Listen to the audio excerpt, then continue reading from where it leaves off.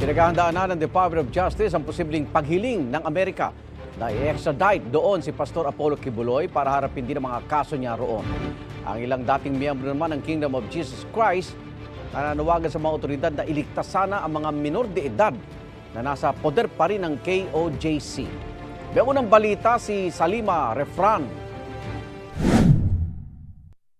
Ngayong hawak na ng mga otoridad si Kingdom of Jesus Christ founder Pastor Apollo Kibuloy. You have the right to remain. Tiniyak ng Justice Secretary na walang halong politika ang pagpapaharap sa kanya sa justice system ng Pilipinas.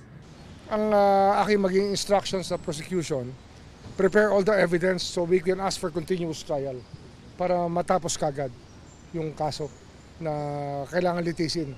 And we would like the Supreme Court, pag nangyari yan, na huwag pumayag na magkaroon ng dilatory tactics. Pagkatapos pa raw ng mga kaso niya dito, sakalang tatalakayin ang posibleng paghingi sa kanya ng Amerika.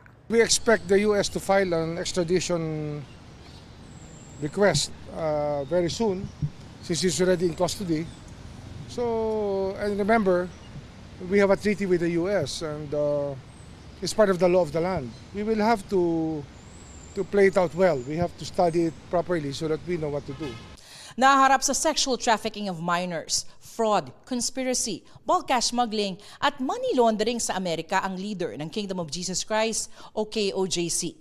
Habang may mga kaso na siyang qualified human trafficking, child abuse at sexual abuse dito sa Pilipinas.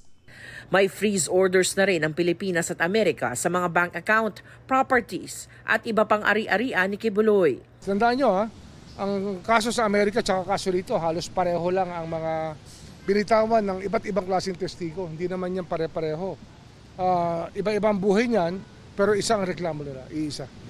Nakaangkla ang mga kaso sa Pilipinas sa reklamo ni alias Amanda, ang menor de edad noon na dinala umano mula Pasig papuntang Davao City na pinagsamantalahan umano ni Kibuloy.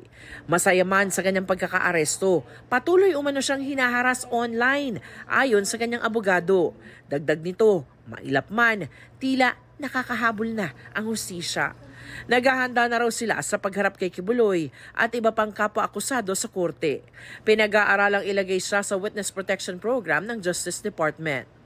Sa Amerika, kinatuwa rin ng mga biktima at dating workers ng KOJC ang pagkakaaresto kay Kibuloy at iba pang akusado. Pero panawagan nila, kami po ay nananawagan, umaapila po kami sa inyo na magpadala po kayo ng tulong. I-rescue po sana ng ating mga PNP, yung mga nandoon pa sa loob ng quarters ni Kibuloy, lalong-lalo na yung mga minors po. Ito ang unang balita. Salima Refran para sa GMA Integrated News. Igan, mauna ka sa mga balita. Mag-subscribe sa GMA Integrated News sa YouTube. Sa mga kapuso abroad, subaybayan nyo kami sa GMA Pinoy TV at sa www.gmanews.tv.